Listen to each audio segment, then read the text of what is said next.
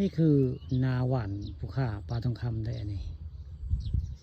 พระเจ้าหวานให้เรียบร้อยได้ทางไทยสิก่อนได้ไทยแล้วก็เจ้าก็พ่นเข้าได้ใช้เครื่องพ่นแล้วก็จะได้รถมาปั่นไว้ง่ายมาปั่นขับให้เจ้าเฮ็ดเสียบอดบ้านอ่างนะมือเฮ็ดนั้นผู้ฆ่าท่าแต่พ่นได้ทางเทิงไปแต่ว่าทางนี้บริถ่ายมันพวกนี้บริถ่ายแต่วันนี้มันเลี้ยวผู้ฆ่าแล้วมันถ่ายลำหลังเป็นอันนี้เนี่ยนาหวานพุ่นนากูทีจะเพศก่อนแล้วออกนากูทีลองผ่าเลี้ยวออกแล้วนาผ่าหากระแล้วมือว่านได้นาหวานบ้านโคกซาดตำบลนาตาลอำเภอเตางอยตอนบ่ายมื้อนี้ผู้ข้ามาว่ามาจาเรื่องนาหวานได้นาหวานบ่มีนายอดปกติผู้ข้าก็สิยอดได้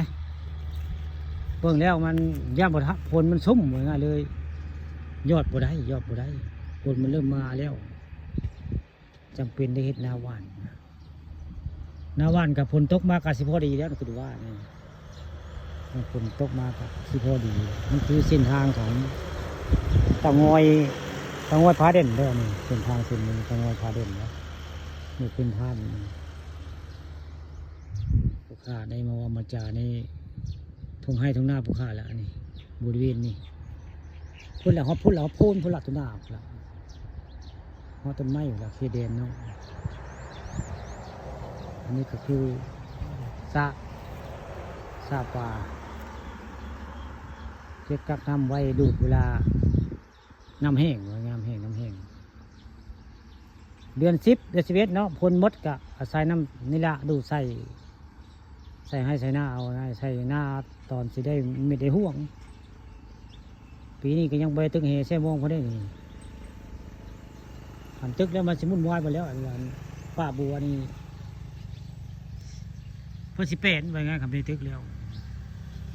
เมียผู้ข้าเขาบ่อยตึกได้ยันต้นบัวแดงพันตาที่ของเราคนเลยบ่อยตึกเลยบ่อยตึกมันปีนี้คือว่าคือบ่อยตึกได้แต่หาปลาหาลายได้ปลาลายมันบ่ได้กินมันโดยไงบ่อยตึกมันก็ลายแล้วปลานี่ซาโน่ยทั้งหน้าคือหน้าคูทีได้เพิ่นแล้วเลยได้หน้าคูทีบางขาเพิ่นแล้วนาหวานเพิ่นหน้าคูทีเรียกว่าหน้าเสียหนุ่ยเพิ่นแล้วเสียหนุ่ยอันคนไทยอันเป็นช่างซ่อมมอเตอร์ไซค์อยู่ไงหน้าเพิ่นพวกพักได้นาหวานอาจารย์มีที่เพิ่นแล้วนี่บริเวณไม่เด่นครับหน้าบุคคาหน้าบุคคายังบริโภคนะหากระหิดหากระว่านไว้ง่ายเพิ่งว่านหากระเลี้ยวเมื่อวานนี้หน้าว่านอันข้าปลาทองคำผสมนี่ล่ะตอนบ่ายก็มาจ่าเรื่องหน้าว่าน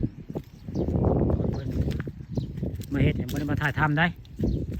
พระเจ้าแล้วจะมาถ่ายทำเพราะว่ามันจ่าเรื่องหน้าว่าน